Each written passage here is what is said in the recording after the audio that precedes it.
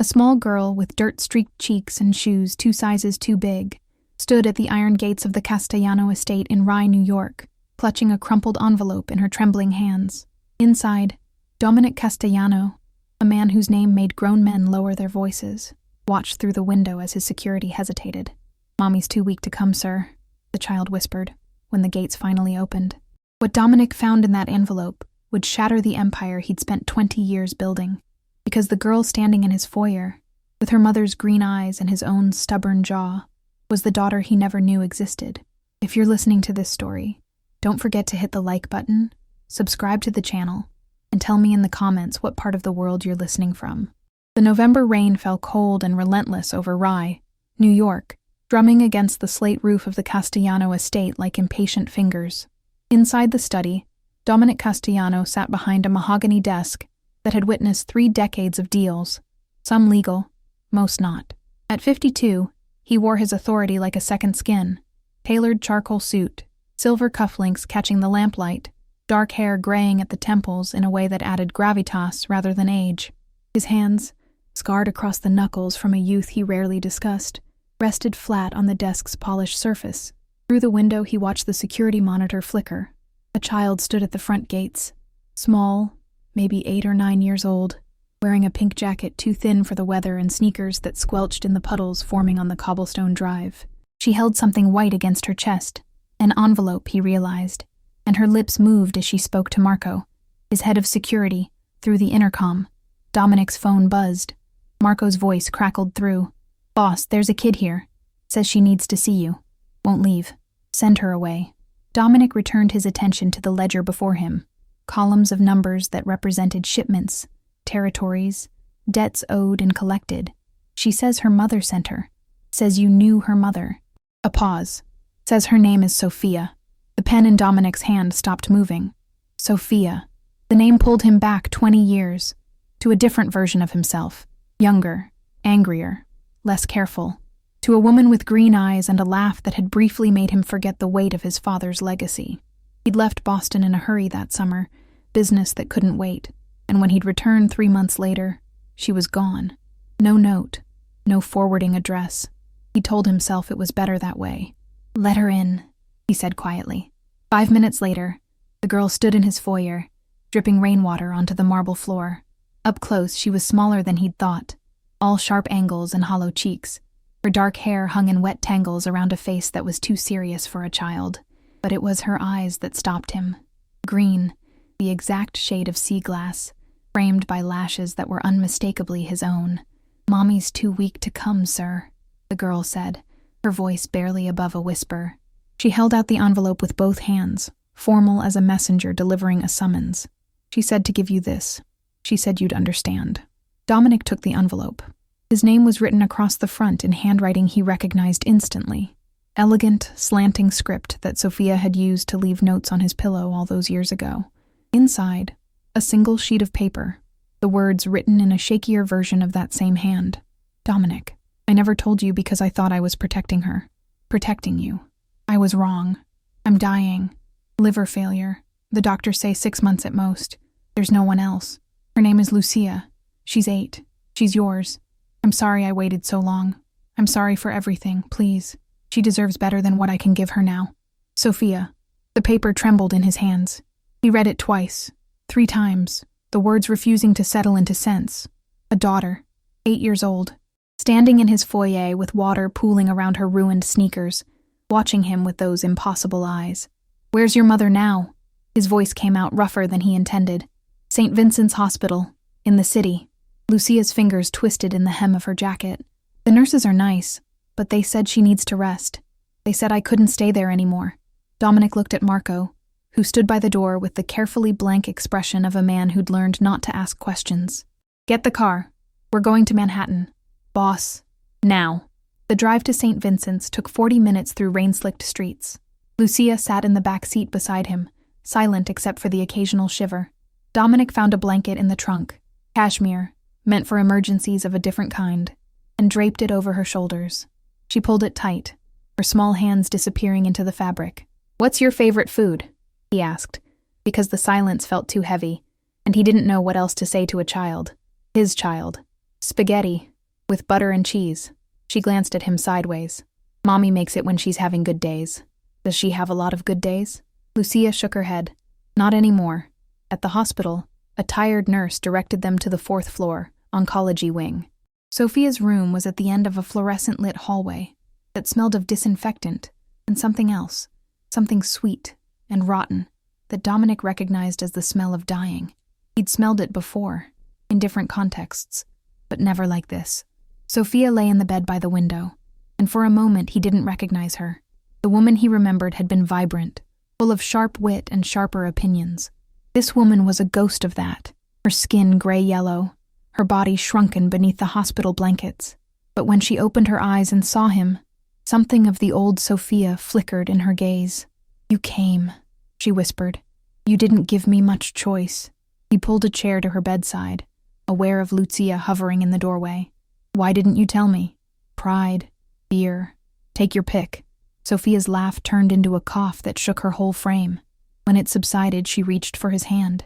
Her fingers were cold, the bones too prominent. "I thought I could do it alone. I thought keeping her away from your world would keep her safe. And now? Now I'm dying, and she needs someone who can protect her.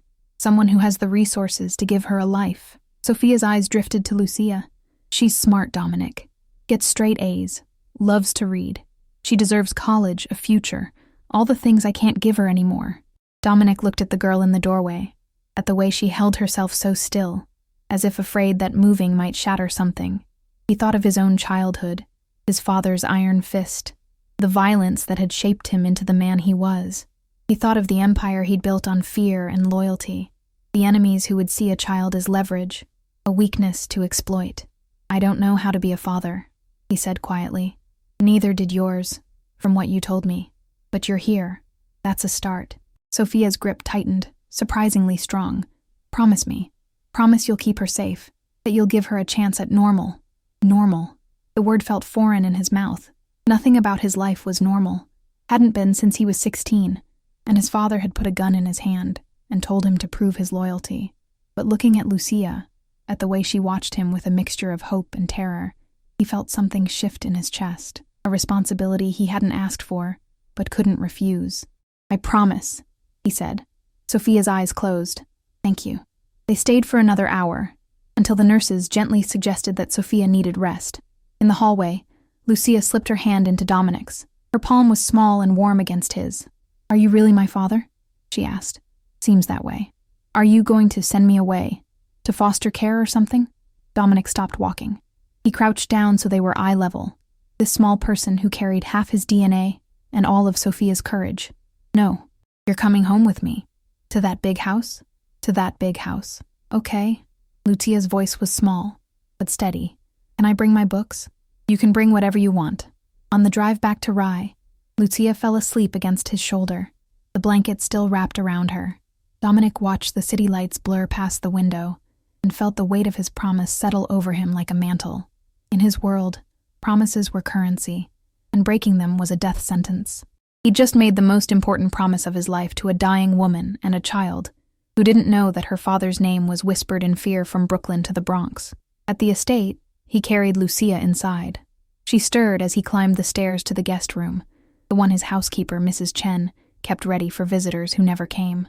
"Welcome home," he said softly, laying her on the bed. Lucia's eyes opened briefly. "Thank you, sir." "Not sir. Dad. Or Dominic, if that's easier." "Okay, Dominic." She smiled, just a little, before sleep claimed her again. Downstairs, Marco waited in the study. "Boss, we need to talk about security. If word gets out..." "It won't. Not yet."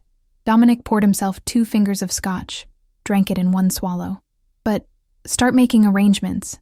I want this house locked down. No one gets in without my approval. And find out everything about Sofia Martinez. Medical records, financials, who she's been in contact with. I want to know if anyone else knows about Lucia." "You're really doing this? Keeping her?" Dominic set the glass down with a sharp click. "She's my daughter, Marco. What the hell else would I do?" Marco nodded slowly. "Then we'll make it work. But boss, this changes everything. You know that, right?" "I know." After Marco left, Dominic stood at the window, watching the rain continue its assault on the grounds. In the reflection, he could see the man he'd become, Hard, calculating, feared. But upstairs, sleeping in a bed too big for her small frame, was a girl who would need something different from him, something he wasn't sure he had left to give. The rain drummed on. In the distance, thunder rolled across the sound, a low warning of storms to come. Dominic closed his eyes and thought of Sophia's words. She deserves better.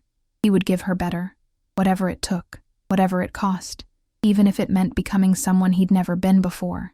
The first week passed in a series of small adjustments that felt like seismic shifts. Lucia moved through the Castellano estate like a ghost, touching nothing, asking for nothing. Her presence so quiet that Dominic sometimes forgot she was there, until he'd round a corner and find her curled in a window seat with a book, or sitting at the kitchen table, while Mrs. Chen made her breakfast. "She barely eats," Mrs. Chen reported on the fourth day, her Cantonese accent thickening with concern. "Just picks at her food, and she apologizes every time I bring her something. Thank you, ma'am. Sorry for the trouble, ma'am." What kind of child apologizes for being fed? The kind who'd learn not to be a burden, Dominic thought. He'd seen it before, in the eyes of people who'd lived too long on the margins, who'd learned that survival meant making yourself small. He found Lucia in the library that afternoon, surrounded by books she'd pulled from the lower shelves, adventure stories mostly, and a few classics that seemed too advanced for an 8-year-old. She looked up when he entered, her expression guarded. "Am I not supposed to be in here?" she asked quickly. "I can put them back. You can read whatever you want. That's what libraries are for." Dominic sat in the leather armchair across from her. "Mrs. Chen says you're not eating much." Lucia's gaze dropped to her hands. "I'm not that hungry." "That's not true. You're worried about being a burden, about costing me money." He waited until she looked up. "Lucia, I have more money than I know what to do with. Feeding you isn't going to bankrupt me. Understand?" She nodded, but he could see she didn't quite believe him. Trust, he was learning, wasn't given freely by children who'd been let down before. "Tell me about school," he said, changing tactics. "Your mother said you get good grades, mostly A's, some B's in math." A flicker of animation crossed her face. "I like reading the best. And history. We're learning about the Revolutionary War." "Yeah? What do you think of it?" "I think it's interesting how people fight for things they believe in, even when it's scary, even when they might lose everything." She tilted her head, studying him with those unsettling green eyes. "Do you ever fight for things you believe in?" The question landed like a punch. Dominic thought of the empire he'd built, the territories he'd claimed, the men he'd broken to maintain his position. What did he believe in, really, beyond power and survival? "Sometimes," he said carefully, "but the older you get, the more complicated it becomes. The things you fight for aren't always as clear as freedom or independence." "What do you fight for?" "Family, loyalty, keeping the people I care about safe." Lucia considered this. "Is that why you let me stay? Because I'm family?" "That's exactly why." She smiled then, small but genuine, and something in Dominic's chest loosened. Maybe this wouldn't be impossible after all. The illusion shattered 2 days later. Dominic was in a meeting with his lieutenants, Marco, Vincent Russo, and Tommy Delgado, going over the quarterly reports from their various operations. Shipping, mostly legitimate. Construction contracts, less so. And the usual collections from the businesses under their protection. It was routine, boring even, until Vincent dropped a folder on the table. "We've got a problem in Queens. The Morellis are pushing into our territory. 3 of our guys got jumped last week outside a warehouse in Astoria. One's in the hospital. The other 2 are spooked." Dominic flipped through the folder. Photos of bruised faces, incident reports, a map with red circles marking Morelli incursions. "How long has this been going on?" "Month, maybe 2. Started small. Intimidation, minor vandalism, but it's escalating. They're testing us, seeing if we'll push back." "Of course we'll push back." Tommy leaned forward, his scarred knuckles drumming the table. "We let them take Queens. They'll think they can take Brooklyn next. We need to send a message." "What kind of message?" Dominic asked, though he already knew the answer. The permanent kind. Hit their operations, make an example of whoever's leading the charge. Show them what happens when you disrespect the Castellano name. It was the logical move, the expected move. In their world, weakness invited aggression, and mercy was a luxury no one could afford. Dominic had made these decisions 100 times before without hesitation. But now, upstairs, there was a little girl reading about the Revolutionary War and asking him what he fought for. "We'll handle it," he said slowly, but carefully. I don't want bodies in the street. We're not animals. Vincent exchanged a glance with Tommy. Boss, with respect, careful doesn't send the right message. The Morellis need to know we're not soft. I didn't say we'd be soft. I said we'd be careful. There's a difference. Dominic closed the folder. Set up a meeting with Morelli. Face to face. We'll give him a chance to back off before this gets ugly. And if he doesn't, then we'll do what needs to be done. But we try diplomacy first. After the meeting, Marco lingered. You've never been one for diplomacy before, boss. This about the girl? This is about not starting a war we don't need. But even as he said it, Dominic knew Marco was right.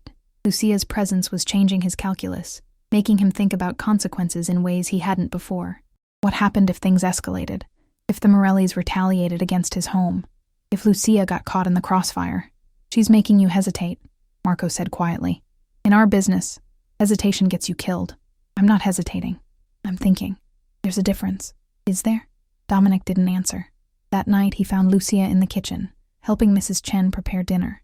She wore an apron that hung to her ankles and was carefully stirring a pot of sauce under the housekeeper's watchful eye. Smells good, Dominic said, and Lucia beamed. Mrs. Chen is teaching me to make marinara. She says cooking is an important skill. She's right.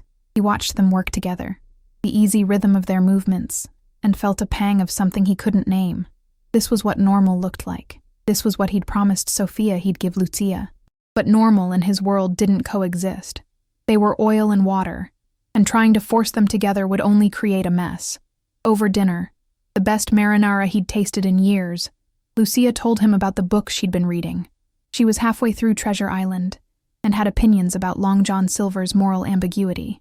I think he's not all bad, she said, twirling spaghetti on her fork. He does bad things, but he also protects Jim sometimes. People can be complicated, right? Right, Dominic agreed, thinking of the men he employed, the deals he made, the lines he crossed. People are very complicated. Are you complicated? The question caught him off guard.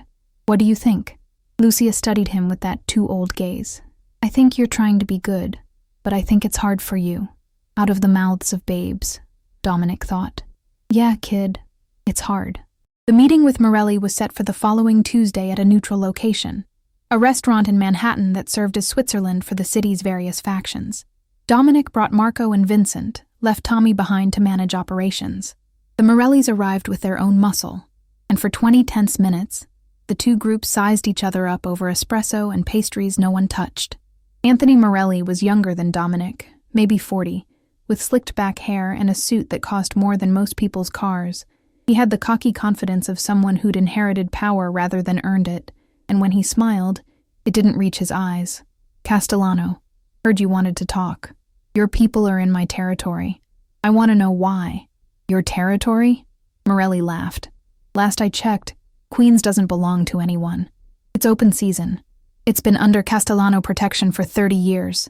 Everyone knows that. Times change. Your father's deals don't bind us. Maybe it's time for new arrangements. Dominic kept his voice level. I'm giving you a chance to walk away. Pull your people back, and we'll forget this happened. Keep pushing, and you won't like how it ends. Morelli leaned back, still smiling. That a threat? It's a fact. See? Here's the thing, Castellano. Word on the street is, you're getting soft, distracted. Heard you've got some new house guest. A kid, right? Funny thing to take on at your age. The temperature in the room dropped 10 degrees. Marco's hand moved toward his jacket, but Dominic stopped him with a look. My personal life is none of your concern, Dominic said quietly. But if you or any of your people go near my home, near my family, there won't be a hole deep enough for you to hide in. Be clear? Morelli's smile faded. Crystal. Good. Then we're done here. You've got 48 hours to pull back from Queens. After that, we handle it my way. On the drive back to Rye, Vincent broke the silence. He's not going to back down, boss. You know that, right? He's going to see this as weakness. Let him. Dominic stared out the window at the city sliding past. We gave him a chance. What happens next is on him.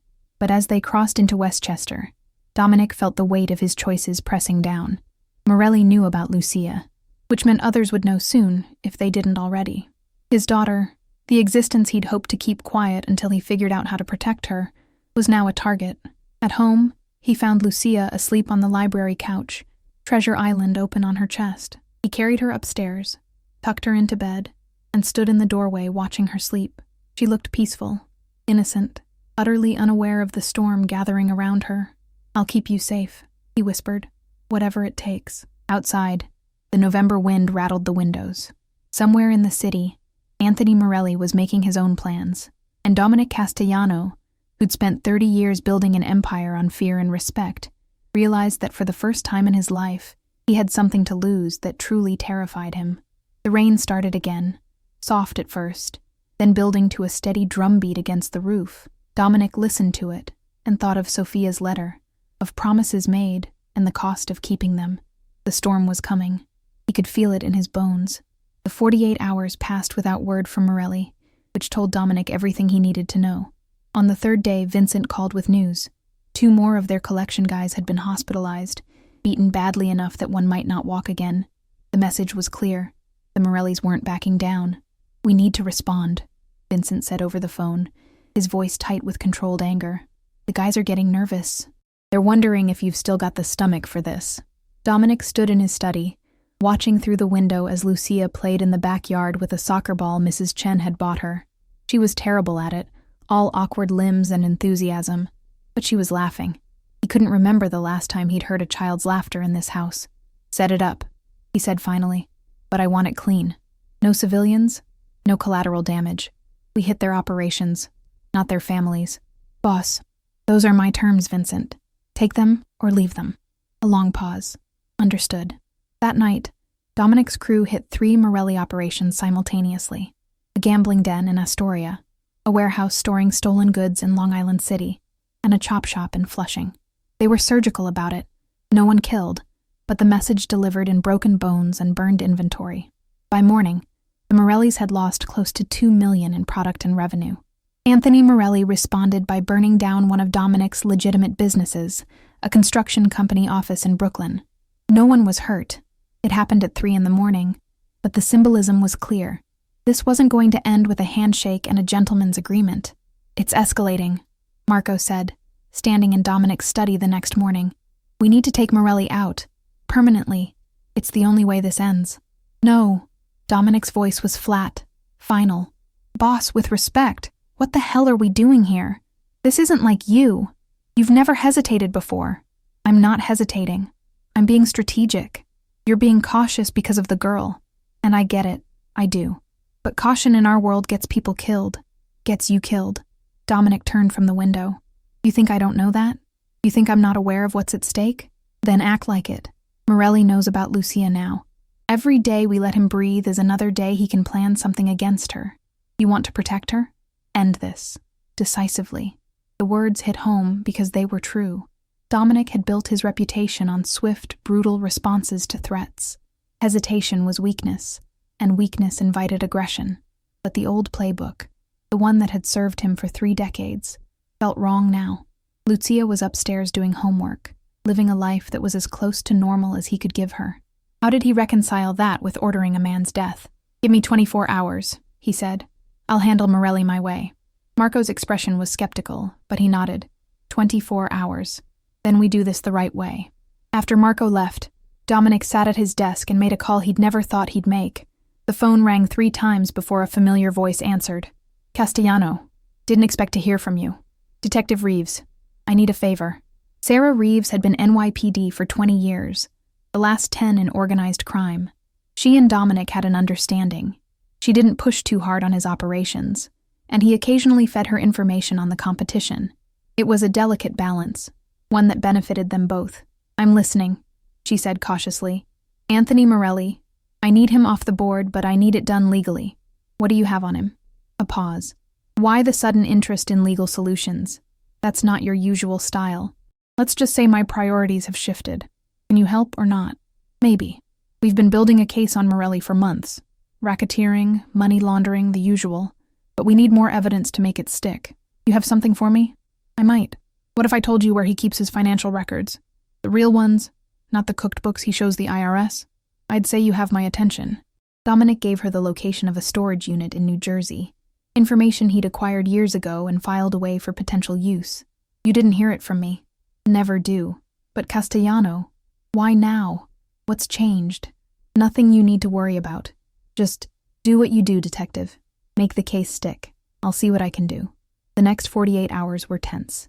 Dominic increased security around the estate, brought in additional men to patrol the grounds. Lucia noticed, of course. She was too observant not to.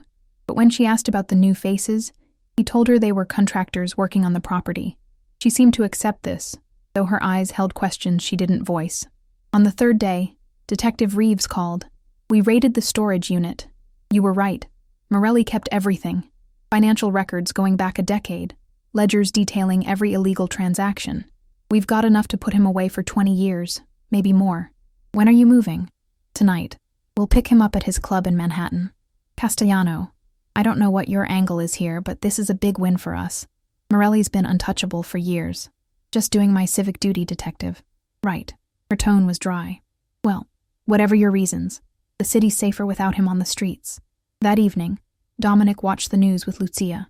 The arrest of Anthony Morelli was the lead story. Federal agents swarming his club, the perp walk in handcuffs, the DA promising a swift prosecution. Lucia watched with interest, not understanding the significance. "Is that a bad man?" she asked. "Very bad," Dominic said. "Good that they caught him then." "Yeah, good." Marco arrived an hour later, his expression unreadable. "You used the cops. You actually used the cops to take out Morelli." "I used the tools available to me. Morelli's off the board. His organization is in chaos, and we didn't have to start a war to make it happen. I'd call that a win. The guys are confused. They don't understand why we didn't handle it ourselves. Then explain it to them. Tell them we're evolving. Tell them we're smarter than the old ways." Dominic poured himself a drink, offered one to Marco. "We've spent 30 years operating one way. Maybe it's time to try something different. Because of the girl. Because of a lot of things. But yeah, Lucia's part of it. She's made me think about legacy, about what I'm leaving behind. I don't want her growing up thinking her father was just another thug who solved problems with violence." Marco accepted the drink, sipped it slowly. "You know this won't work forever, right? There are some problems the cops can't solve, some threats that require the old ways. I know. But when those situations come, we'll handle them. Until then, we try to be smarter, cleaner." "You're changing, boss. I'm not sure if that's good or bad yet." "Neither am I," Dominic admitted. Over the next week, the Morelli situation resolved itself. With Anthony in federal custody and his lieutenants scrambling to avoid their own indictments, the organization collapsed. The territories they'd tried to claim reverted to Castellano control without a shot fired. It was, by any measure, a complete victory. But Dominic couldn't shake the feeling that he'd crossed a line, that using law enforcement to eliminate a rival was somehow more distasteful than the direct approach. It was cleaner, yes, but it felt like cheating, like he'd betrayed some fundamental code of his world. "You did the right thing," Mrs. Chen said one morning, finding him brooding in the kitchen. "That little girl upstairs, she needs a father who thinks before he acts, who finds solutions that don't involve blood. You know what I am, Mrs. Chen, what I've done. I know what you were. I'm watching what you're becoming. There's a difference." She poured him coffee, strong and black. "Change is hard, especially for men like you, but it's not impossible." Lucia appeared in the doorway, backpack slung over her shoulder. "Ready for school?" Dominic had enrolled her in a private academy in Rye, a place with good security and better academics. Every morning he drove her there himself, unwilling to trust anyone else with her safety. It was a small thing, but it had become his favorite part of the day. 20 minutes of conversation about homework and friends, and all the normal concerns of an 8-year-old. "Ready," he said, grabbing his keys. In the car, Lucia was quiet, staring out the window at the autumn-stripped trees lining the road. Finally she spoke. "The kids at school ask about you, about what you do. What do you tell them?" "That you're in business. Import-export, like Mrs. Chen said to say." She glanced at him. "But they don't believe me. They say their parents talk about you. That you're dangerous." Dominic's hands tightened on the steering wheel. "What do you think?" "I think you're trying to protect me. I think you do things that scare people, but you're not mean. Not to me, anyway." She paused. "Are you a bad person?" The question hung in the air between them. Dominic thought about all the things he'd done, the choices he'd made, the lives he'd ruined in service of his empire. By any objective measure, he was exactly what those parents feared. But looking at Lucia, at the trust in her eyes despite everything, He wanted to be something different. "I've done bad things," he said carefully. "Things I'm not proud of, but I'm trying to be better. For you. That's what matters, right? Trying? I hope so, kid. I really hope so."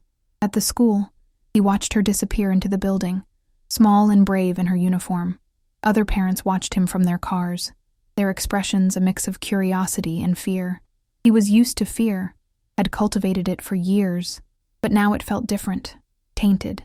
These people were afraid of him because of what he might do to their children, to their safe suburban world.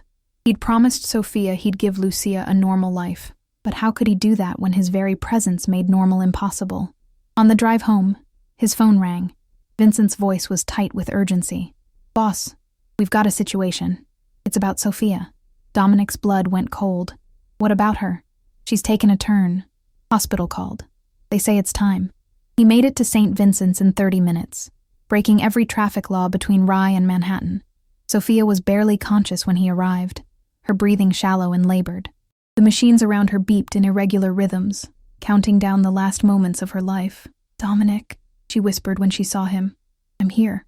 He took her hand, careful of the IV lines. "Lucia? She's safe, at school. I'll bring her after if you want." "No, don't let her see me like this." Sophia's eyes filled with tears. "Tell her I loved her. Tell her I'm sorry I couldn't be stronger. She knows. And you were strong enough. You got her to me. You kept your promise. Keep yours. Please. I will, I swear it." Sophia smiled, just barely. "You're a good man, Dominic. You always were, under all the armor. Let her see that part of you." "I'm trying." "I know." Her breathing grew more labored. "Thank you. For giving her a chance. For giving us both a second chance." "Sophia." But she was gone, her hand going slack in his.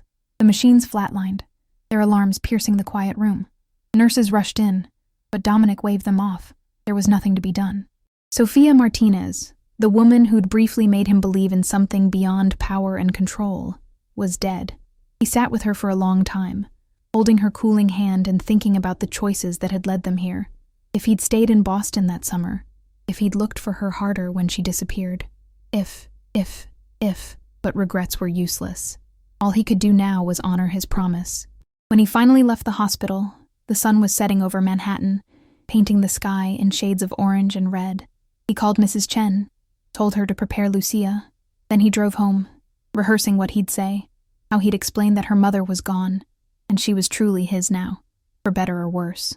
Lucia was waiting in the library when he arrived. She took one look at his face and understood.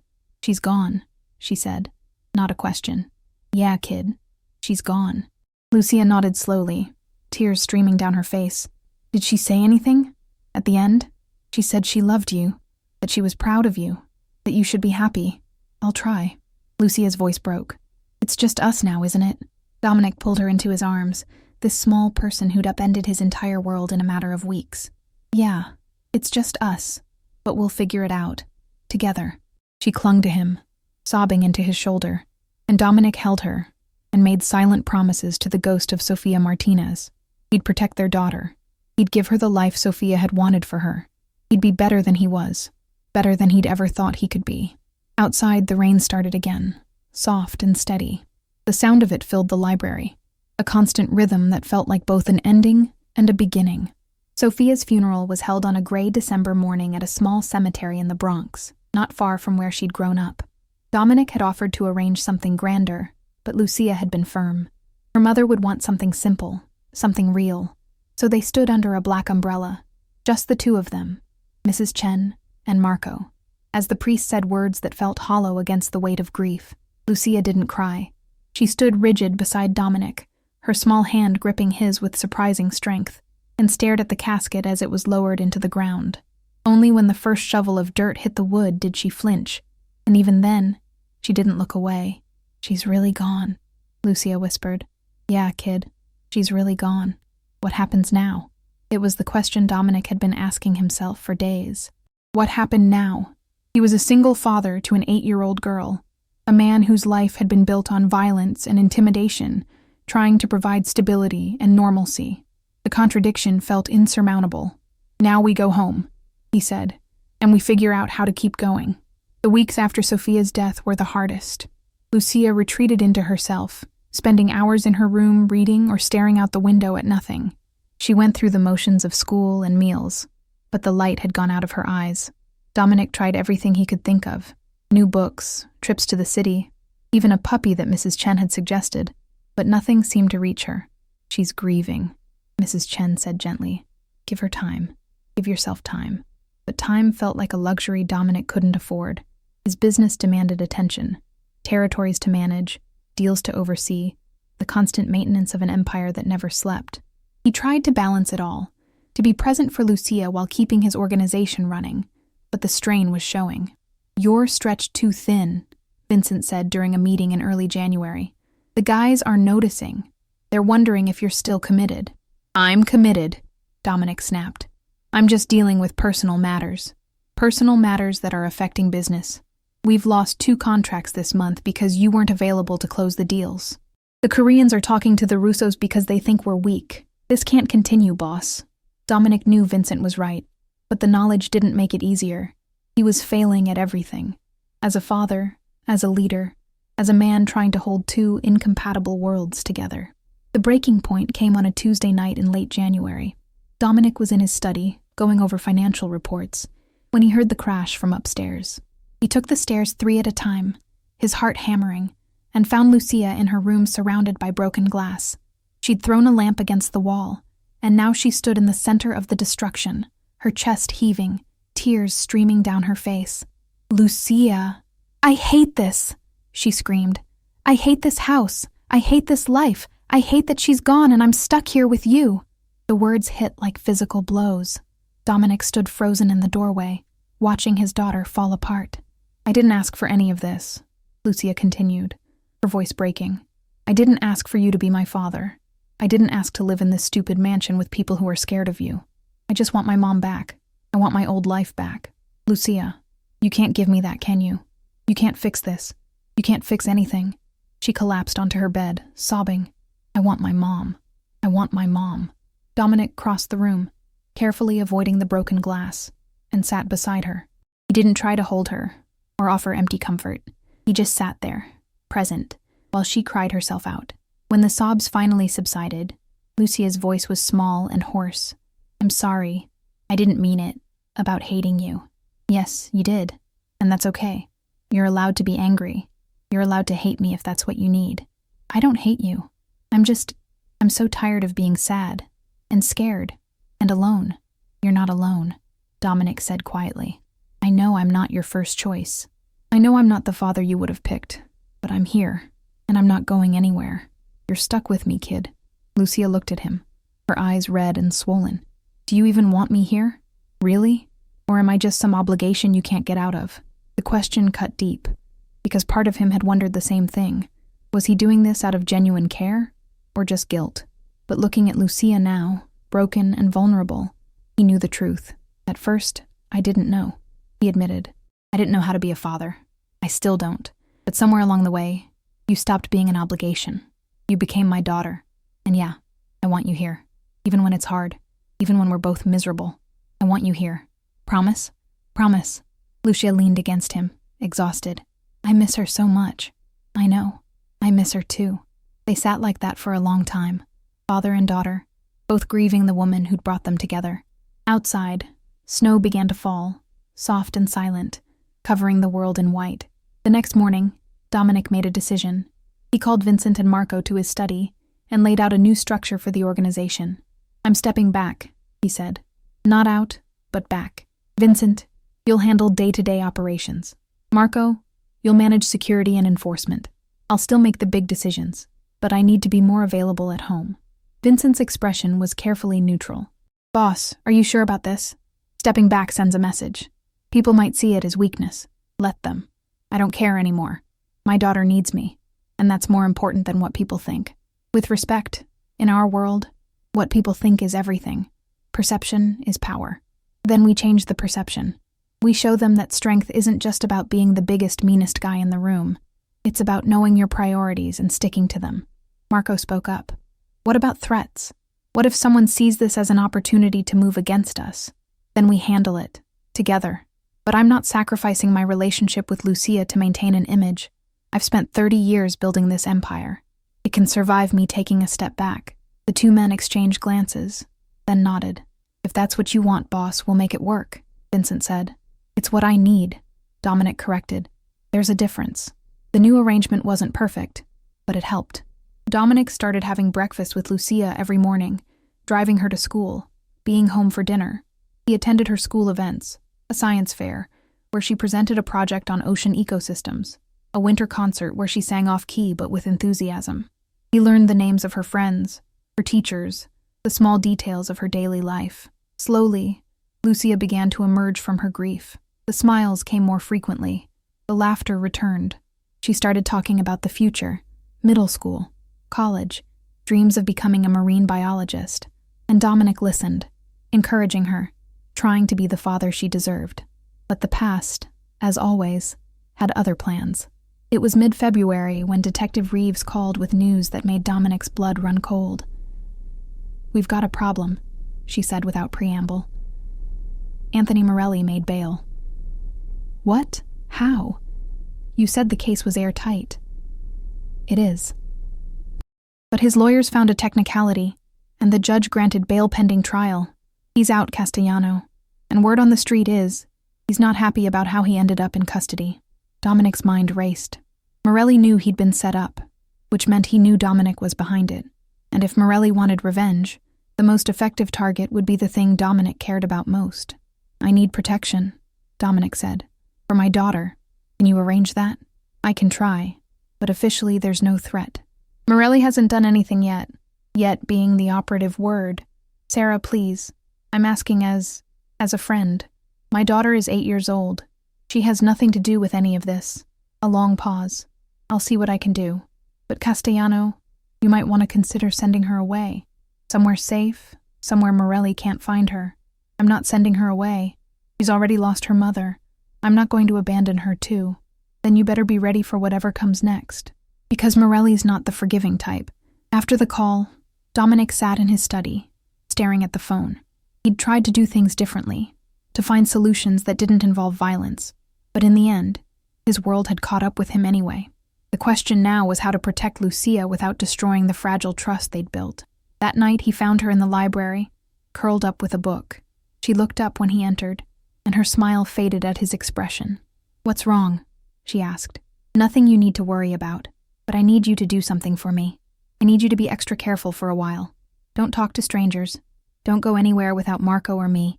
And if anything feels wrong, you call me immediately. Understand?" Fear flickered in her eyes. "Is someone trying to hurt us?" "I don't know, but I'm not taking any chances. You're too important to me." Lucia set down her book and crossed to him. She wrapped her arms around his waist, holding tight. "I trust you," she said. "Whatever happens, I trust you to keep us safe." Dominic held her close, breathing in the scent of her shampoo, something floral that Mrs. Chen had bought, and made a silent vow. Whatever it took, whatever he had to do, he would protect her, even if it meant becoming the man he'd been trying to leave behind.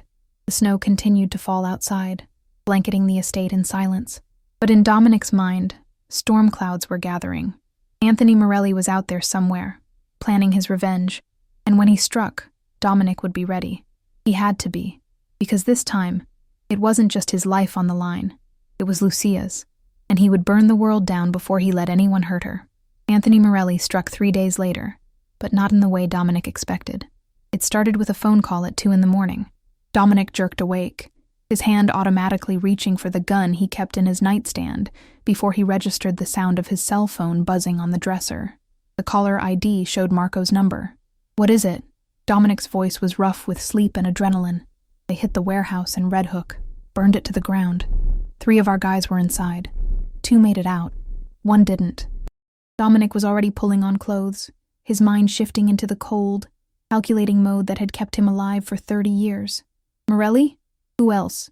His guys were spotted leaving the scene. "Boss, this is a declaration of war. We need to respond. I'm on my way. Lock down the estate. No one in or out without my authorization. And wake Vincent. I want everyone on alert." He was halfway down the stairs when he saw Lucia standing in the hallway, her face pale in the dim light from the security system's glow. "Where are you going?" she asked. "Work emergency. Go back to bed." "Is it because of that man? The one from the news?"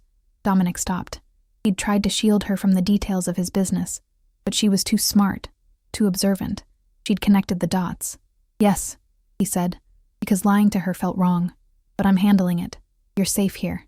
Marco's outside, and Mrs. Chen is upstairs. Nothing's going to happen to you. What about you? What if something happens to you?" The fear in her voice nearly broke him. "Nothing's going to happen to me. I promise." "You can't promise that." Lucia's eyes filled with tears. "Mom promised she'd get better, and she didn't. You can't promise." Dominic crossed to her, crouched down so they were eye level. "You're right. I can't promise I'll always be safe. But I can promise I'll do everything in my power to come back to you. Because you're the most important thing in my life, Lucia. More important than business. More important than pride or revenge. You. Understand?" She nodded, but the fear didn't leave her eyes. "Please be careful." "Always am, kid." He kissed her forehead, then headed out into the cold February night. The drive to Red Hook took 40 minutes, and by the time he arrived, the warehouse was a smoking ruin. Fire trucks were still spraying water on the hot spots, and police had cordoned off the area. Dominic parked 2 blocks away and approached on foot, staying in the shadows. Vincent met him at the perimeter. "It's bad, boss. We lost about $5 million in product, plus the building. And Jimmy Costello, he was trapped inside. Didn't make it out." Jimmy Costello, 32 years old, married, 2 kids. A good soldier who'd been with the organization for a decade. Dominic felt the familiar weight of responsibility settle on his shoulders. Another death on his conscience. Another family destroyed by the choices he'd made. "Where's Morelli now?" Dominic's voice was flat, emotionless. "His club in Manhattan. He's not hiding. He wants us to know it was him. Then let's not disappoint him." Vincent's eyes gleamed. "What are you thinking?"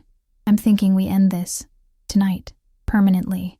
They assembled the crew at a warehouse in Queens. 12 men, all veterans of the organization's various conflicts. Dominic laid out the plan with military precision. They'd hit Morelli's club at closing time, when security would be lightest.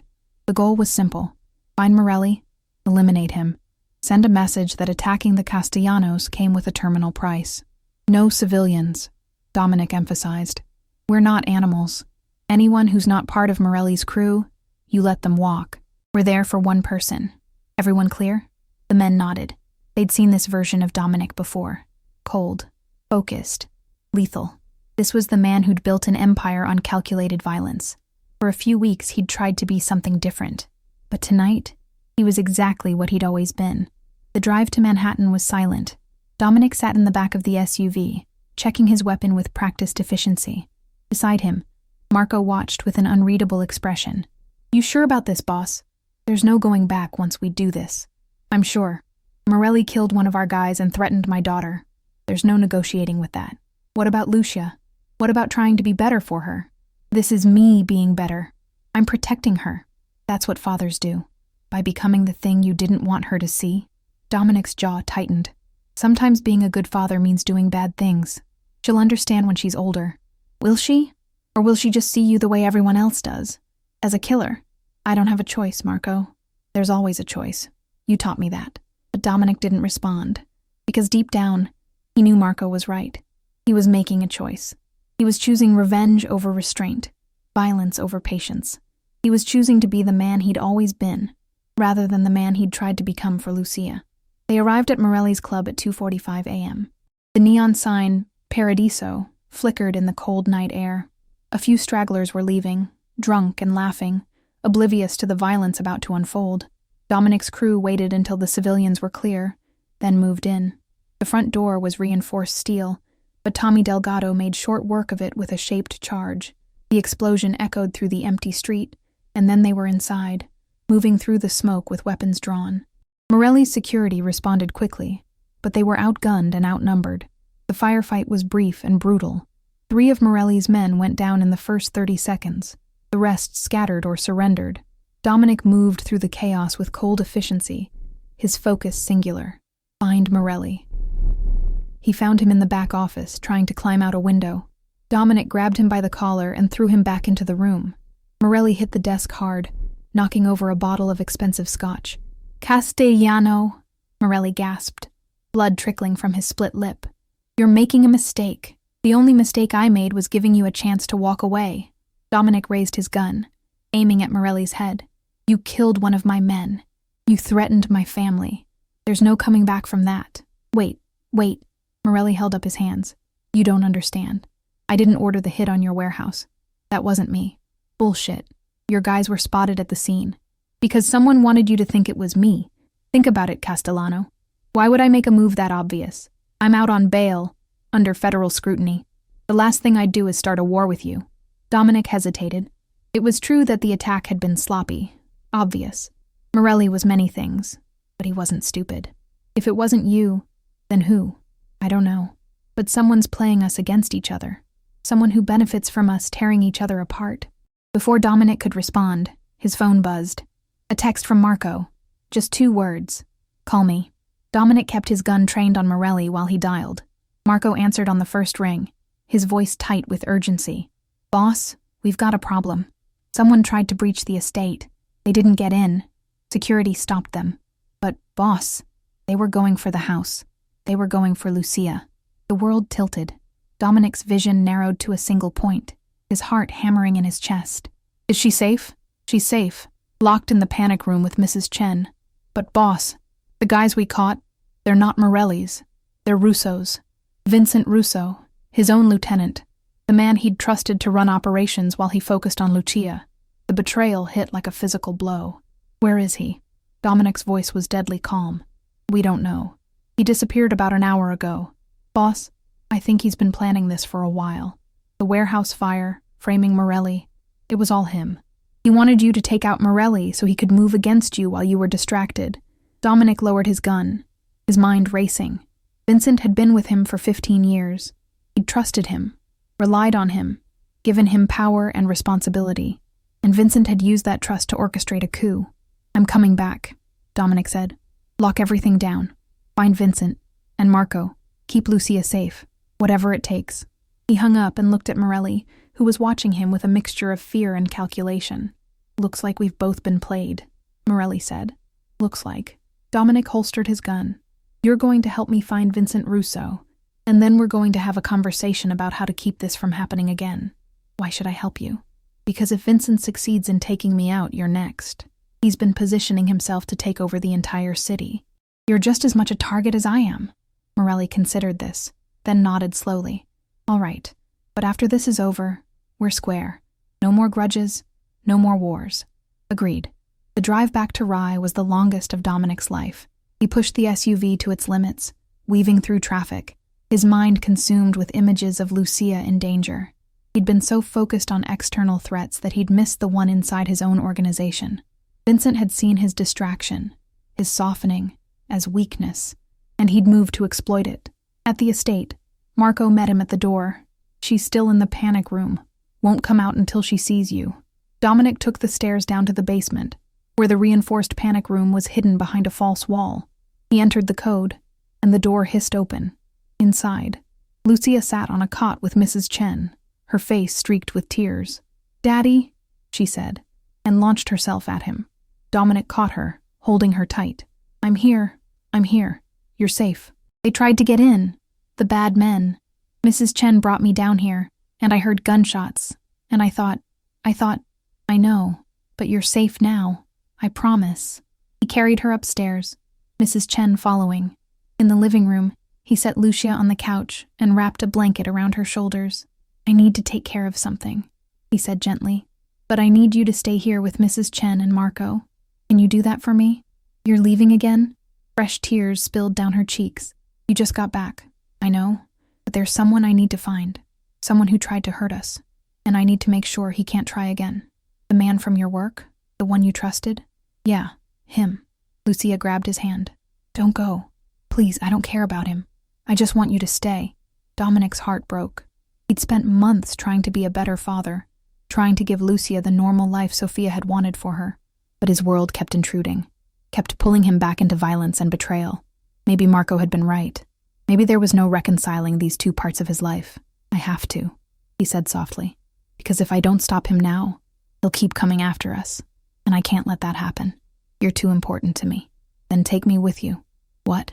Take me with you. I don't want to be left behind again. I don't want to sit here wondering if you're coming back. If you have to go, I want to go with you. Lucia, that's not... Please. Her eyes were fierce, determined. I'm not a baby. I know what you do. I know you're not just a businessman, and I don't care. You're my dad, and I want to be with you. Dominic looked at Mrs. Chen, who shrugged helplessly, then at Marco, who nodded slowly. She's got a point, boss. Keeping her here makes her a target, but if she's with you, under your protection, she's safer. It went against every instinct Dominic had. But looking at Lucia, at the stubborn set of her jaw, so like his own, he realized she was right. He'd been trying to keep her separate from his world, but that separation was an illusion. She was part of his world now, whether he liked it or not. The only question was whether he'd face that reality or keep pretending. All right, he said finally, but you stay in the car. You don't get out. You don't put yourself in danger. Deal? Deal. They found Vincent Russo 3 hours later, holed up in a warehouse in Newark. Morelli's intelligence network had come through, tracking Vincent's movements through a series of informants and surveillance. When Dominic's crew surrounded the building, Vincent didn't try to run. He walked out with his hands raised, a sardonic smile on his face. Took you long enough, Vincent said. Dominic approached him slowly, his fury carefully controlled. Why? Why? Vincent laughed. Because you went soft, boss. Because you let a kid turn you into something weak. This organization needs strength, not sentiment. I was doing what needed to be done. By trying to kill my daughter? By removing a distraction. You can't run an empire and play house, Castellano. You have to choose. And you chose wrong. Dominic's fist connected with Vincent's jaw, sending him sprawling. You don't get to make that choice for me. You don't get to decide what's important in my life. Vincent spat blood. Then you've already lost. Because in our world, the moment you care about something more than power, someone will use it against you. I was just the first. There'll be others. Let them come. Dominic pulled out his gun. I'll deal with them the same way I'm dealing with you. Boss, wait. Marco stepped forward. If you kill him here, it's murder. The cops are already sniffing around because of the warehouse fire. You'll be the prime suspect. I don't care. But Lucia does. She's in the car, watching. Is this what you want her to see? You executing a man in cold blood? Dominic froze. He'd forgotten in his rage that Lucia was nearby. He turned and saw her face in the SUV's window, pale and frightened. She was watching him, seeing him at his worst, seeing the monster he'd tried to hide from her. He lowered the gun. Take him to the police, Dominic said quietly. Give them everything. Evidence of his involvement in the warehouse fire, the attack on the estate, all of it. Let the system handle him. Vincent laughed bitterly. The system? You're really going soft. No, I'm being smart. You wanted to prove I'm weak? You failed. Because real strength isn't about who you can hurt. It's about who you can protect. And I'm protecting my daughter from becoming someone who thinks violence is the only answer. He walked back to the SUV where Lucia waited. She looked up at him with those green eyes, so full of questions. You didn't kill him, she said. No. Because of me? Because of you. And because I'm trying to be better. For both of us. Lucia reached for his hand. Thank you. They drove home as dawn broke over the city, painting the sky in shades of pink and gold. Behind them, Vincent Russo was being loaded into a police car, his empire-building dreams shattered. Ahead, the Castellano estate waited, a fortress that had weathered another storm.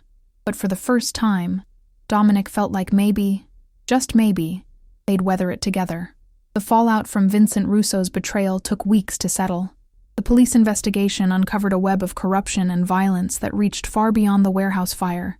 Extortion schemes, money laundering, even connections to several unsolved murders. Vincent was charged with enough crimes to put him away for life, and his cooperation with prosecutors brought down 6 other players in the city's underworld. For Dominic, the cleanup was both professional and personal. He restructured his organization from the ground up, promoting loyal soldiers and cutting ties with anyone whose allegiance was questionable. Marco became his second in command, a role he'd earned through years of steady reliability. And slowly, carefully, Dominic began the process of legitimizing his operations, selling off the illegal enterprises, investing in legitimate businesses, building something that could survive scrutiny.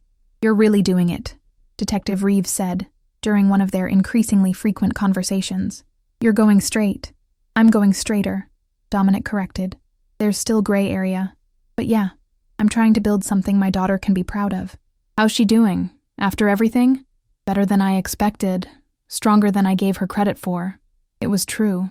Lucia had weathered the storm of Vincent's betrayal with a resilience that amazed Dominic. She'd been frightened, yes, but she hadn't broken.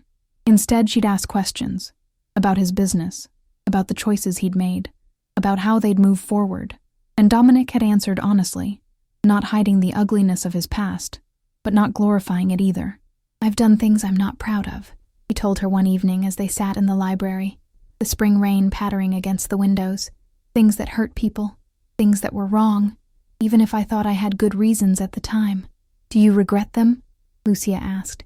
"Some of them. Others, I don't know. They made me who I am, for better or worse. But I'm trying to do better now, to be someone you can look up to." "I already look up to you," Lucia said simply. "You're not perfect, but you're trying. That's what matters." In May, Dominic did something he'd never thought he'd do. He enrolled in a parenting class at the local community center. It was awkward at first. He was the only single father, the only one whose background made the other parents nervous. But the instructor, a warm woman named Patricia Chen, no relation to Mrs. Chen, treated him like any other struggling parent trying to figure out how to raise a child. "The fact that you're here says everything," Patricia told him after the first session. "Most fathers in your position wouldn't bother. They just throw money at the problem and hope it solved itself." "Money doesn't solve everything," Dominic said, thinking of all the ways he'd tried to buy Lucia's happiness in those early months. "Sometimes you just have to show up." Exactly. He showed up to her soccer games, even though she was still terrible at sports. He showed up to parent-teacher conferences, where her teachers raved about her intelligence and curiosity. He showed up to school plays and science fairs and every small milestone that marked her growing up. And slowly, the other parents stopped looking at him with fear and started nodding in acknowledgement. He was still Dominic Castellano, still the man whose name carried weight in certain circles. But he was also Lucia's father, and that identity was becoming more important than the other. In June, on what would have been Sophia's 45th birthday, Dominic took Lucia to the cemetery. They brought flowers, white roses, Sophia's favorite, and stood together at the grave. "I wish she could see you now," Lucia said softly. "See how hard you're trying." "I think she knows," Dominic replied. "Wherever she is, I think she knows." "Do you think she's proud of us?" "I think she's proud of you. You're everything she hoped you'd be. Smart, strong, kind. As for me," he paused, "I hope I'm becoming someone she could be proud of." "You are," Lucia said with certainty. "You really are." That summer, Dominic made another major decision. He sold the Castellano estate. The house had too many memories, too many ghosts. It was a fortress built for a different version of himself, and he didn't need it anymore. Instead, he bought a smaller place in Rye, still secure but more like a home than a stronghold. It had a big backyard where Lucia could play, a kitchen that invited cooking rather than just reheating Mrs. Chen's meals, and windows that let in light instead of keeping out threats. "It's perfect," Lucia said when she saw it, running from room to room with an enthusiasm he hadn't seen in months. "Can I pick my own room?" "Any room you want, kid." She chose the one with the window seat overlooking the garden, and Dominic spent a weekend helping her paint it a soft blue that reminded him of the ocean. They hung shelves for her growing book collection, put up posters of marine life, made it a space that was entirely hers. "Thank you," she said when they finished, standing in the doorway and surveying their work. "For everything. For taking me in. For keeping me safe. For trying so hard to be a good dad. You don't have to thank me. You're my daughter. It's what I'm supposed to do. Still, I know it hasn't been easy. I know I'm not what you expected." Dominic pulled her into a hug. "You're better than what I expected. You're the best thing that ever happened to me, Lucia. Even when it's hard, even when I'm scared I'm screwing it all up, you're the best thing." By September, when Lucia started 4th grade, they'd settled into a rhythm that felt almost normal. Dominic had stepped back from most of his organization's operations, keeping only a consulting role that gave him flexibility to be present for Lucia. Marco ran the day-to-day business, and the transition had been smoother than anyone expected. The Castellano name still carried weight, but now it was associated more with legitimate construction projects and real estate development than with the darker enterprises of the past. "You've changed," Anthony Morelli said during one of their occasional meetings. After Vincent's betrayal, Dominic and Morelli had formed an unlikely alliance, dividing territories and agreeing to mutual non-aggression. It wasn't friendship exactly, but it was something approaching respect. A year ago, you would have put a bullet in Vincent without hesitation. Now you're going to PTA meetings. Priorities change, Dominic said simply. Because of the girl. Because of my daughter, yeah. She made me realize there's more to life than power and control. There's legacy. There's being someone worth remembering for the right reasons. Morelli shook his head, but there was something like admiration in his eyes. You're either the smartest man I know or the biggest fool.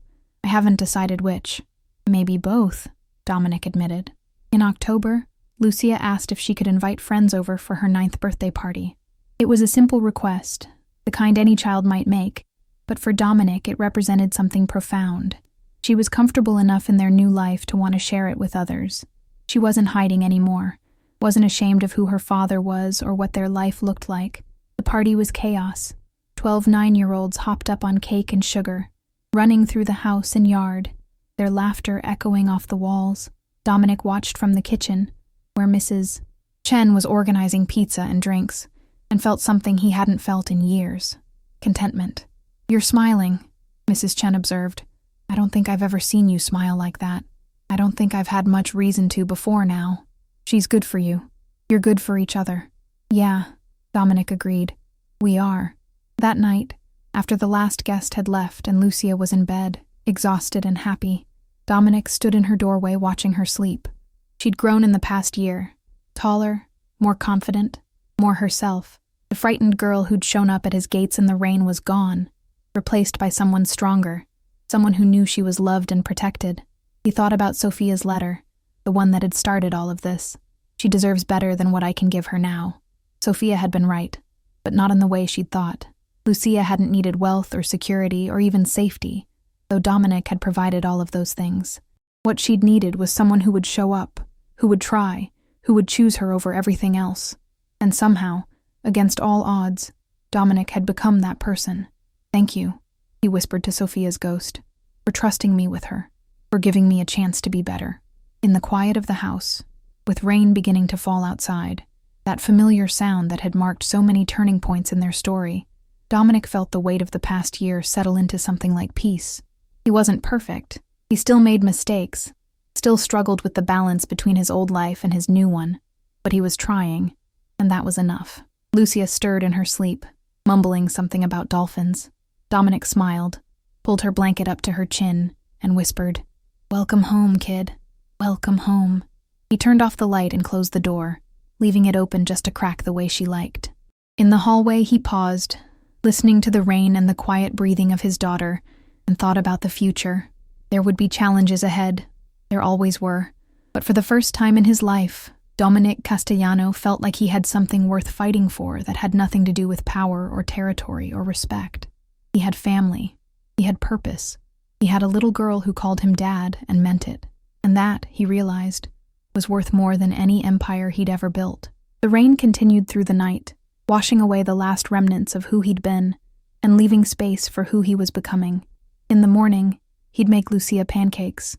He'd been practicing, and he was getting pretty good at them. They'd talk about her day, her friends, her dreams of studying marine biology. They'd be normal, or as close to normal as they could manage.